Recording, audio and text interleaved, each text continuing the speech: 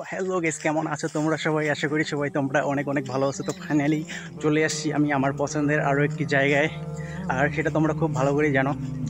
চা বাগান আমি অনেক অনেক লাইক করে থাকি। আর ভিডিও শুরুতে একটা রিকোয়েস্ট করে রাখি, যদি তোমরা আমার চ্যানেলে নতুন হয়ে থাকো তাহলে অবশ্যই চ্যানেলটা সাবস্ক্রাইব করে দিবা। আর পুরো ভিডিওটি দেখার রিকোয়েস্ট রইল, কারণ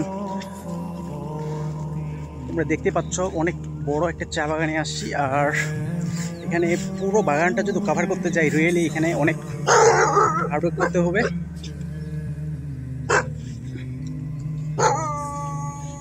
সো এখানে আমি ব্যাক করতেছি, এখানে একটা কুকুর অনেক ইয়ে করতেছে, সো আমি রাস্তাটা চেঞ্জ করলাম। আর রিয়েলি তোমরা দেখতে পাচ্ছ অনেক সুন্দর একটা জায়গায় আসছি। তো সত্যি, যদিও এটা সামার, তো আমার একদমই মনে হয় না আমি চা বাগানের মাঝখানে আসছি। তো আমার একদমই মনে হয় না যে এটা সামার, কারণ আমার লাস্ট ভিডিওতে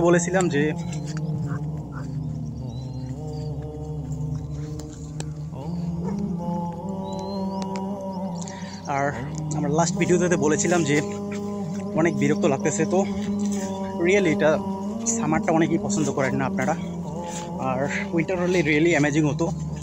তো মাঝখানে আসার পর কিছুটা হলেও আর কি ওয়েদারটা কুল আছে এখানে, আর সত্যি অনেক সুন্দর।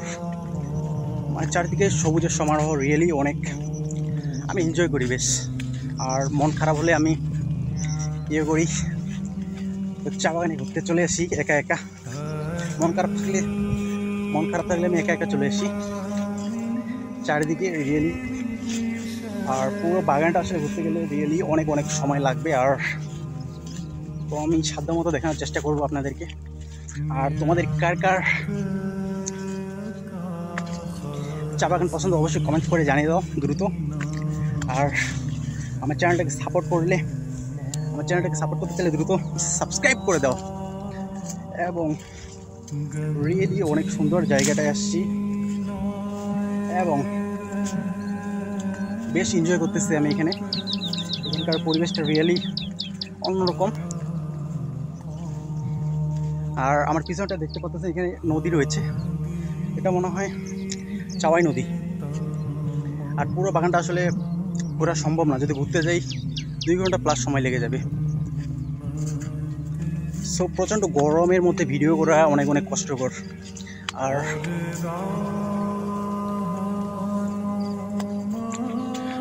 আর আমার একটা লক্ষ্যের কথা বলি, যে আমি আসলে ভিডিওগ্রাফিটা অনেক দিন ধরে চাইছিলাম ভিডিওগ্রাফি করতে, কিন্তু সেই 2012 থেকে চাইছিলাম যে আমি ভিডিওগ্রাফি করব, কিন্তু আমার কোনো ডিভাইস ছিল না। আর এখনও আমার তেমন কোনো ডিভাইস নাই আসলে ভিডিও করার মতো। তো হাতে যা আছে আমি সেটা দিয়ে ট্রাই করতেছি। তো জানি না কত দূর এগোতে পারবো।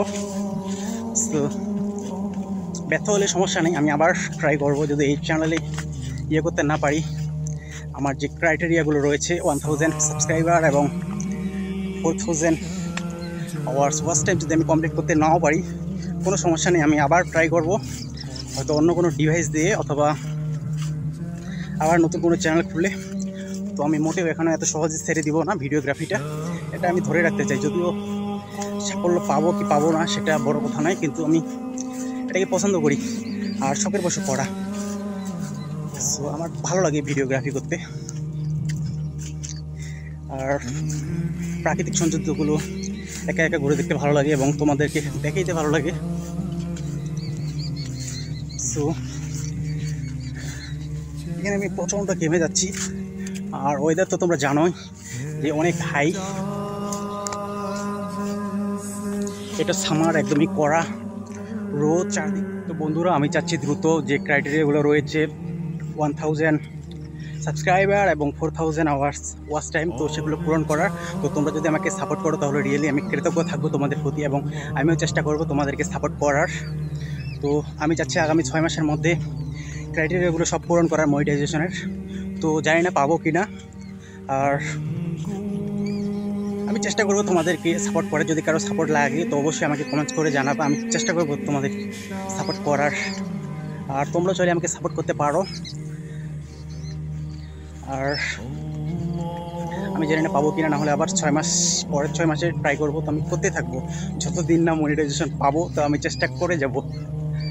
হোক সেটা 5 বছর অথবা 3 বছর, আমি মোটেও এখনই ছেড়ে দিচ্ছি না ভিডিওগ্রাফিটা। তো এটা আমি ধরে থাকতে চাই। ক্রাইটেরিয়াগুলো সব পূরণ করতে পারি বা না পারি সেটা ম্যাটার না, তো আমি চাচ্ছি ভিডিওগ্রাফিটাকে ধরে রাখার। তো আমি চেষ্টা করব ধরে রাখতে, এটা মনিটাইজেশন পাই বা না পাই নট ম্যাটার।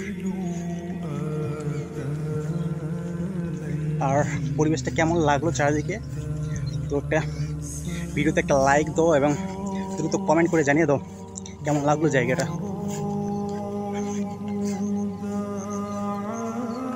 সো এই ছিল আমার আজকের মতো ব্লগ। তো দেখা হবে খুব শীঘ্রই।